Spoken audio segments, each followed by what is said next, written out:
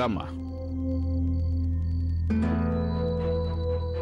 నమస్కారాలు రాఘవయ్య గారు. నమస్కారం అండి. నమస్కారం. చెప్పండి, ఇంతకీ ఈ పిల్లెవరండి? నాకు తెలీదు. బహుశా గంగానది స్నానానికి వచ్చుంటుంది. తొక్కిసలాట్లో వాళ్ళ నాన్న వాళ్ళ ఆయన ఇద్దరూ చనిపోయారు. నిరంజన్ గారు చూశారు ఈ పిల్లని. వీళ్ళ కుటుంబం వాళ్ళని వెతుక్కుంటూ ఇక్కడికి తీసుకొచ్చాను. అలాగా. చూడమ్మా తల్లి, ఏ ఊళ్ళో ఉంటారు మీరు? చందనాపురం గ్రామం. మీ ఇంట్లో ఇంకా ఎవరెవరున్నారు? నేను, మా నాన్న. ఆ చచ్చిపోయిన ఆయనేనా? అది కాదమ్మా, నేను అడుగుతున్నది ఏంటంటే, ఇంకా ఎవరైనా మీ ఇంట్లో నీకు తెలిసిన వాళ్ళు ఎవరో ఒకరు ఉండుంటారు కదా. చెప్పమ్మా, చెప్పు. ఓసారి మీరు ఆ రిజిస్టర్లో చూడండి. చందనాపురం వాళ్ళు. చూస్తాను. వాసుదేవమూర్తి, చందాపురం గ్రామం. ఆ వాసుదేవమూర్తి నీకేమవుతాడు? నాకు వియ్యంకుడవుతాడు. ఆయన కూతుర్నే మా అబ్బాయికి ఇచ్చి పెళ్లి చేశాం. మీ వీంకుడే కాకుండా వేరే ఎవరైనా పోయారా? మా అబ్బాయి తను కూడా తొక్కిసలాట్లో చనిపోయాడు. కోడలు ఉండే ఉంటుంది కదా, తన పేరేంటి? గంగా. తను కూడా చనిపోయింది. కోడలు కూడా చనిపోయిందా? అవునండి, చచ్చిపోయిందండి. ఎన్నిసార్లు చెప్పమంటారు బాబుగారు? దీంతో రాత కోతల పని అయిపోయి ఉంటే మా అబ్బాయి శవాన్ని నాకు ఇప్పించండి. వాడికి దహన సంస్కారాలు చేయాలి నేను. అవునులే, నీ పేరు గంగే. ఇక నుంచి నువ్వు మా ఇంటి కోడలివి. ఏమైంది? వీళ్ళలో ఎవరినైనా గుర్తుపట్టగలవా?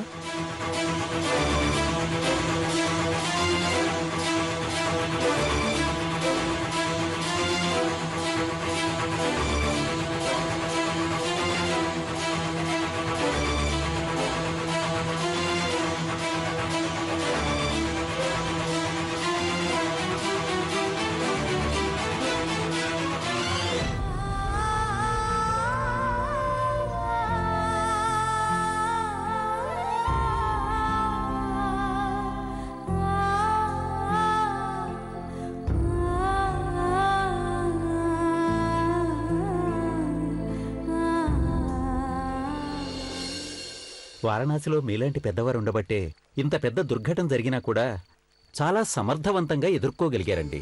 నిరంజన్ గారు. ఏమైంది రాఘవయ్య గారు?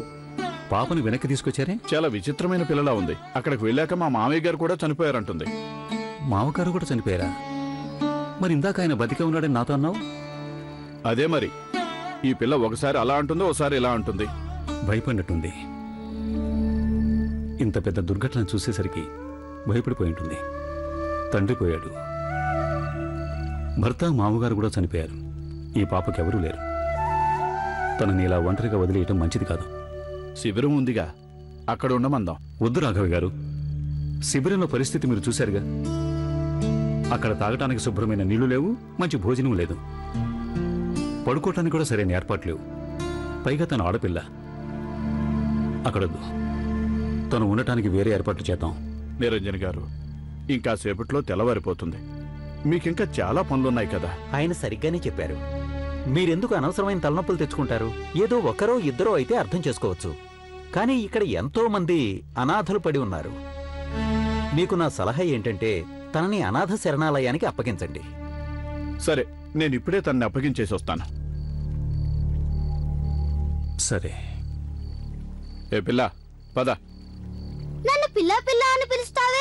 నాకు గంగా అనే పేరుంది. సరిగ్గా పిలిస్తే వస్తాను.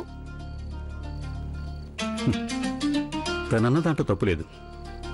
చెప్పేదేదో కాస్త తీపిగా చెప్పినంత మాత్రాన అందులో తప్పే ఉండదుగా.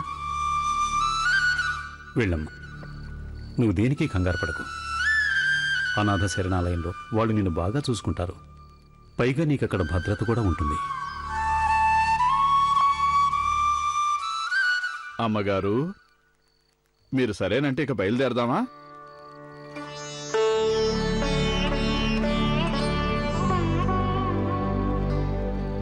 పద.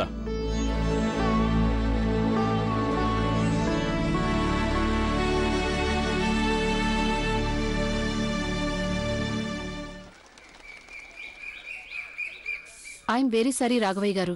ఒక బెడ్ కూడా ఖాళీగా లేదు. ఎక్కడుంచమంటారు ఈ పిల్లని? హఠాత్తుగా అంత పెద్ద దుర్ఘటన జరిగేసరికి ఇప్పుడు ఈ అనాథాశ్రమంలో ఒక్క బెడ్ కూడా ఖాళీ లేకుండా పోయింది. మీరు తనని వేరే దగ్గరికి తీసుకెళ్ళండి. నేను చెప్పాను కదండి, నిరంజన్ గారు చెప్పిన మీదటే నేను ఇక్కడికి వచ్చాను. మీరేమో కుదరదంటున్నారు. ఈ పిల్లను వెంట పెట్టుకుని నన్ను రాత్రంతా ఎక్కడికి పొమ్మంటారు చెప్పండి?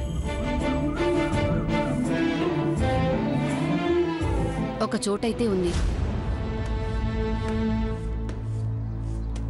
కొన్ని జీవితాల తలరాత ఇలాగే రాసి పెట్టుంటుంది. నీ తలరాత కూడా అలాగే ఉంది. ఇక నీ బతుకంతా ఇక్కడే గడపాల్సి ఉంటుంది. అర్థమైందా? పద, కొంచెం తొందరగా నడు. అలా అడుగు తీసి అడిగేస్తే జీవితంలో ఎప్పటికీ నీ కష్టాలే తీరిపోవు. నీ సామాన్లలో ఏవైనా విలువైన వస్తువులున్నాయా? అలాంటివేమైనా ఉంటే పెద్దమ్మ గారికి ఇచ్చేయి. కల్పిస్తాను ఇప్పుడే ఆవిడ్ని. ఆవిడే వివరాలన్నీ రాసుకుని జాగ్రత్తగా లాకర్లో పెట్టిస్తారు. తొందరగా నడవాలి నువ్వు. పెద్దమ్మా, ఓ పెద్దమ్మా, కొత్త అమ్మాయి వచ్చింది. కొంచెం తనకి ఇక్కడ ఎలా ఉండాలో చెప్పు.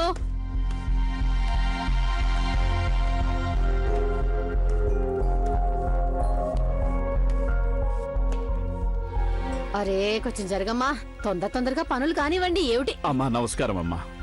నమస్తే, చెప్పండి. అదేనండి, అనాథాశ్రమం మ్యాట్రన్ కాంచన గారు లేరు? ఆ ఆవిడ ఈ పిల్లని ఇక్కడికి పంపించారు. అవునవును, చెప్పారు ఆవిడ గారు.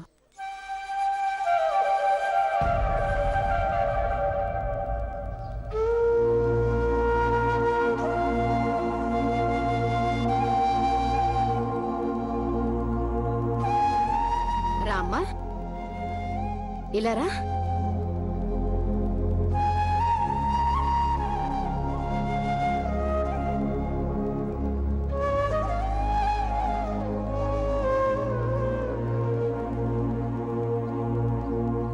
నీ పేరేంటమ్మా? గంగా. హా? గంగా.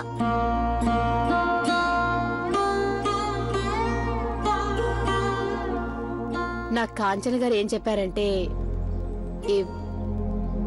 ఈ అమ్మాయి తండ్రి చనిపోయారటగా, భర్త కూడా చనిపోయాడట. పుణ్యస్నానాలు చేద్దామని వస్తే చివరికి ఏమి జరిగిపోయింది. ఆడవాళ్ల విషయంలోనే ఎందుకింత అన్యాయం జరుగుతోంది దేవుడా? ఈ లోకంలోని బాధలన్నింటినీ ఆడవాళ్ల మీద ఎందుకు రుద్దేస్తున్నావు? ముక్కు పచ్చలారని పిల్ల. పెద్దమ్మా, పెద్దమ్మా. వస్తున్నానమ్మా, వస్తున్నాను. ఎప్పుడు చూసినా పెద్దమ్మా పెద్దమ్మా అని అరుస్తూనే ఉంటుంది. ఏం జరిగింది? రా పెద్దమ్మా. తను ఈ అమ్మాయి గంగా. ఇక నుంచి మనతో పాటే ఉంటుంది.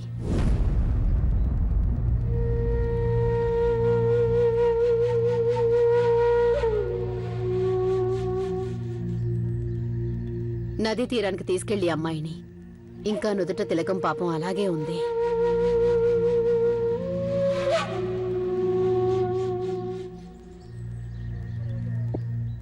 ఏంటది?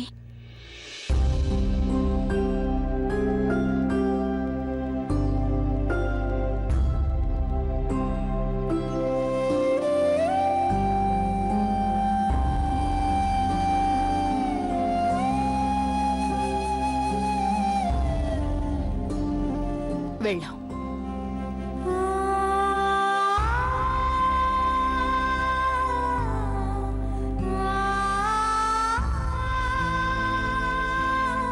రా రా తల్లి.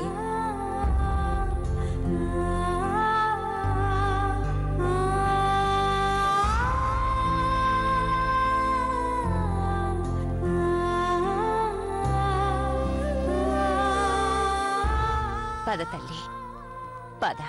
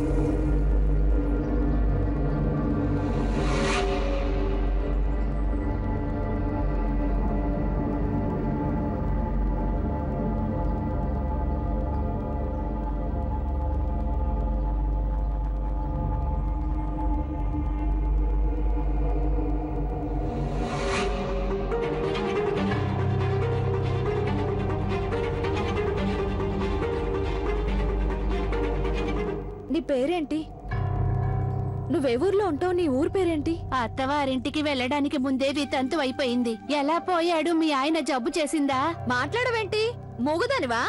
నోట్లో ఏమైనా బెల్లం గట్టు పెట్టుకున్నావా? చెప్పమ్మా, అందరూ నిన్నే కదా అడుగుతున్నారు. వాళ్ళు అడిగిన దానికి చెప్పు. చెప్పమ్మా చెప్పు. వీళ్ళంతా మనలాంటి వాళ్లే. భయపడకు తల్లి, నువ్వు కూడా వీళ్ళలాంటి దానివే. దేవుడేమో వీళ్ళ పసుపు కుంకుమలు తుడిచేశాడు, ఈ లోకమేమో వీళ్ళ బతుకులు బండలు చేసింది. చివరికి ఆ శ్రీకృష్ణుని నీడలోకి ఇక్కడికి వచ్చేశారు. బెచ్చం ఎత్తుకొని తమ కడుపులో నింపుకుంటారు వీళ్ళు. ఇక బతికినంత కాలం భజనలు చేసుకుంటూ గడపాల్సిందే. వీళ్ళు చేసేది అదే, నువ్వు చేయాల్సింది అదే.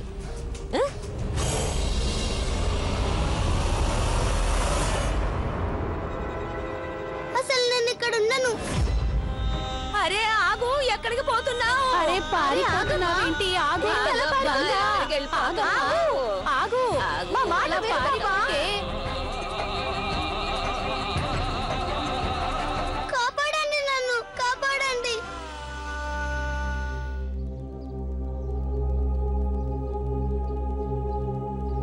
ఏంటి నీ ఉద్దేశం? పారిపోగలనేనా? మా నుంచి తప్పించుకొని పారిపోవచ్చేమో కానీ నీ తలరాత తప్పించుకొని ఎక్కడికి పోతావు నువ్వు?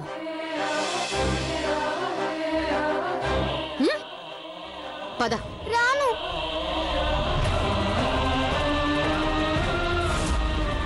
పద. జరగండి. వదిలేయండి, వెళ్ళిపోనివ్వండి, విడిచిపెట్టండి. వదలండి, నన్ను ఎక్కడికి తీసుకెళ్తున్నారు? వదులుతారా లేదా?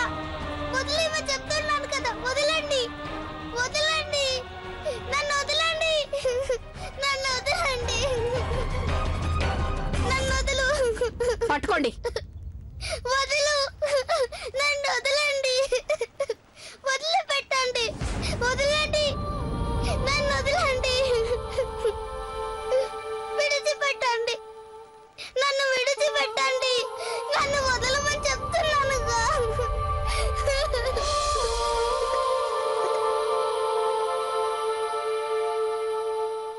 వదలండి, నన్ను వదలండి, నన్ను విడిచిపెట్టండి,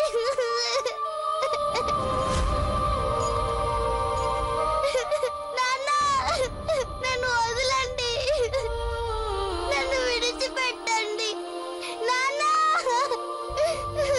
నాన్న, వదలండి.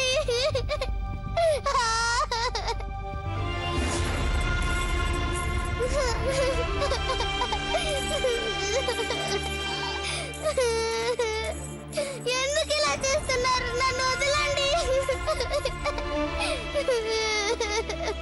నాన్న, వదలండి.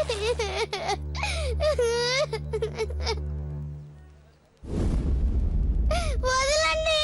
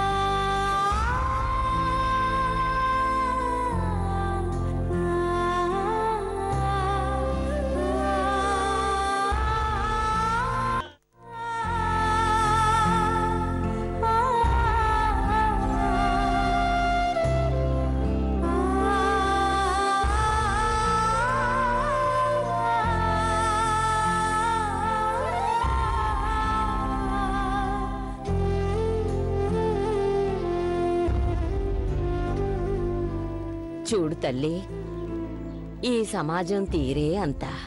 పసుపు కుంకుమలు పోతే ఇక జీవితమే తుడుచుకుపోయినట్టు. మేమే నీ శత్రువులం కాదు.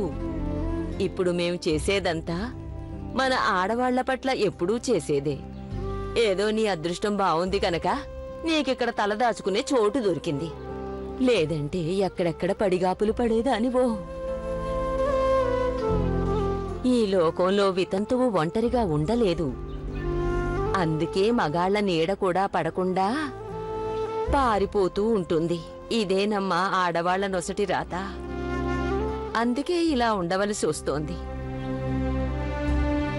ఇక్కడుంటేనే క్షేమం.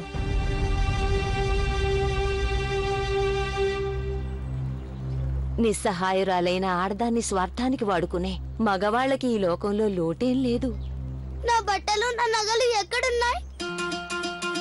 బట్టలు నగలునా? అవును, ఎంతో దూరంలో ఉన్న దుకాణంలో కొని తెచ్చాడు మా నాన్న. ప్రేమగా తెచ్చారు. వెంటనే నా బట్టలు నగలు అన్ని తిరిగి చేయండి. చాలా మొండి పిల్లలా ఉంది. పెద్దమ్మగారు ఇంత చెప్పినా కూడా తనకి కొంచెం కూడా తలకెక్కలేదు. చెప్పారుగా, ఇక నువ్వు ఈ బట్టలే వేసుకోవాలి. అరే, ఆచారం ప్రకారం ఏం నేను ఆ ఆచారం ఒప్పుకోను.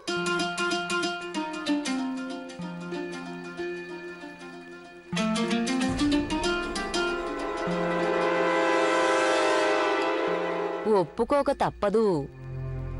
జీవితం ఇప్పటికే ఎండగట్టుకుపోయింది. ఇక ఇలా ఆచారాన్ని కూడా కాదన్నావంటే పైలాకాల్లో కూడా సుఖపడవు నువ్వు. ఈ బట్టలు, దైవధ్యానం, బిచ్చం ఎత్తుకొని జీవితం గడపడం ఇకపై నీకదే రాసిపెట్టుంది.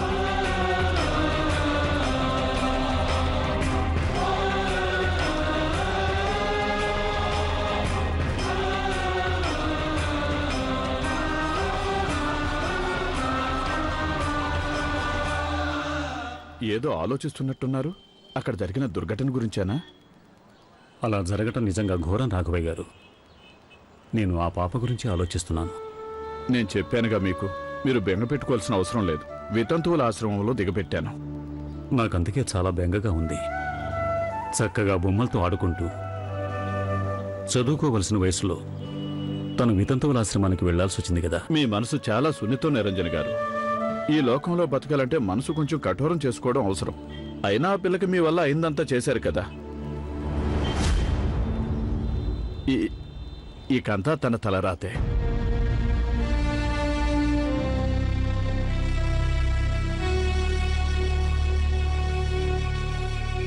ఇదిగో మమత, ఈ సామాన్లన్నీ నా ఆఫీస్లో పెట్టించు. రేపు ఉదయం వీటిని శ్రీమతి కాంచన గారి ఆఫీస్కి పంపించాలి. అక్కడ పిల్లలందరికీ పనికొస్తాయి. అన్నట్టు అది ఆ పిల్ల గంగ, దాని బుర్ర ఏమైనా చల్లబడిందా? ఏమైనా తినదా లేదా? దాని బుర్ర ప్రస్తుతం కుంపటిలా మండిపోతోంది. భోజనం అయితే పంపిస్తున్నాను. ఎన్నాళ్ళ నెలి కూర్చుంటుంది? కడుపు మండితే ఆ మంటలన్నీ చల్లారిపోతాయి. కాసేపట్లో తనే తింటుంది. సరే అయితే. కమలా,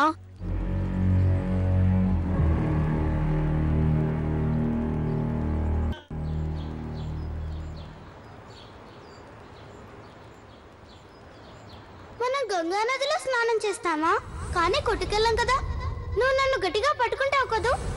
వారణాసి చాలా పెద్ద నగరం కదూ. మళ్ళీ చెప్పాడులే, అక్కడ పెద్ద పెద్ద గాలిపటాలు ఉంటాయట, మాంజాలు ఉంటాయట, గాజులు ఉంటాయట.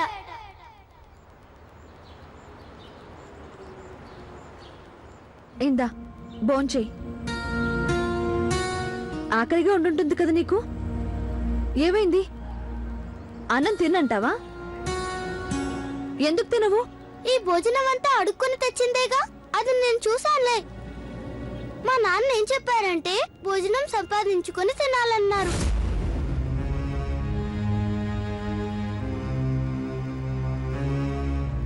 ఊరికి పెద్ద కబుర్లు చెప్తే కడుపు నిండదు.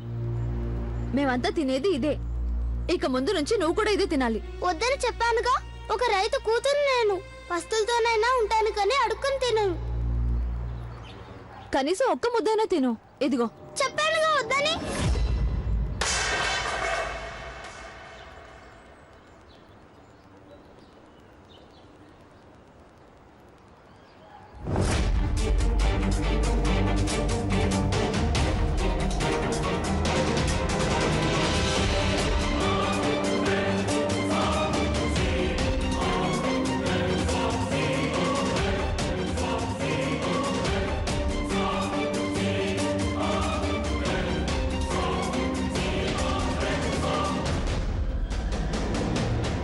ఏంటి నువ్వు చేసిన పని?